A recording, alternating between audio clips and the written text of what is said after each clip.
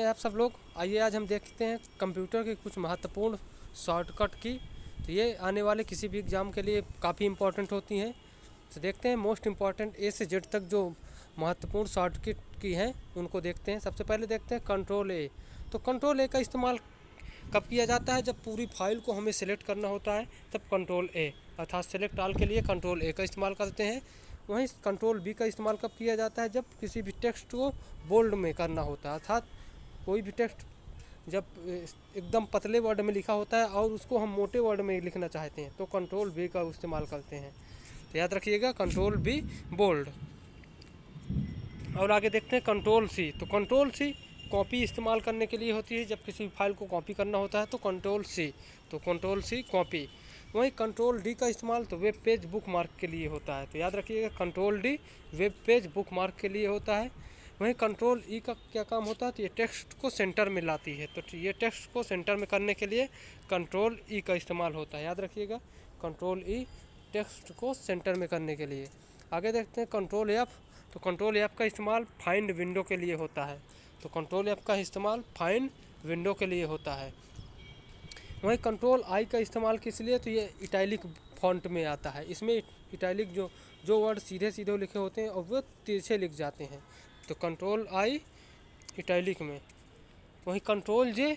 तो कंट्रोल जे ब्राउज़र में डाउनलोड देखने के लिए, तो ब्राउज़र में डाउनलोड हिस्ट्री देखने के लिए कंट्रोल जे।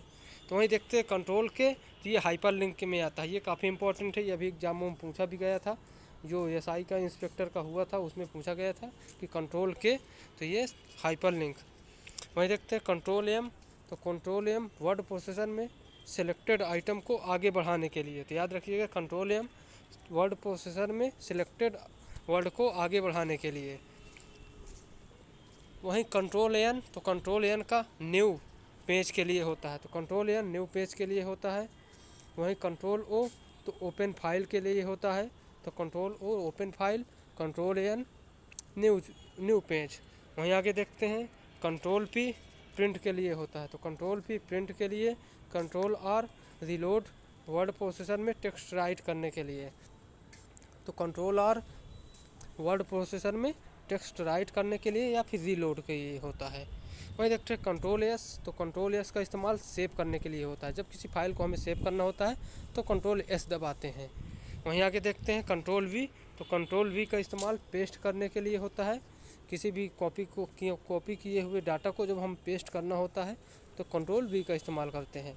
वहीं कंट्रोल डब्ल्यू का इस्तेमाल तो ये विंडो क्लोज करने के लिए होता है। याद रखिएगा कंट्रोल डब्ल्यू का इस्तेमाल विंडो क्लोज करने के लिए होता है। वहीं कंट्रोल एक्स का इस्तेमाल तो कट करने के लिए होता है। जब किसी फाइल को कट करना होता है तो वहाँ से ये पूरी फाइल कट कर कहीं पर जब हम पेस्ट करते हैं तो वहाँ से हम मिट जाती है और जहाँ पेस्ट करते हैं वहाँ पर बस रह जाती है। तो ये अंतर है कंट्रोल एक्स और कंट्रोल सी में। वहीं देखते हैं कंट्रोल वाई। तो कंट्रोल वाई का इस्तेमाल रीडू के लिए होता है। जब कोई चीज़ फिर से वही चीज़ करना होता है तो रीडू दबाते हैं कंट्रोल आर, कंट्रोल वाई। वहीं देखते हैं कंट्रोल जेड। तो कंट्रोल जेड अंडू के लिए होता है। कंट्रोल जेड अंडू के लिए होता है।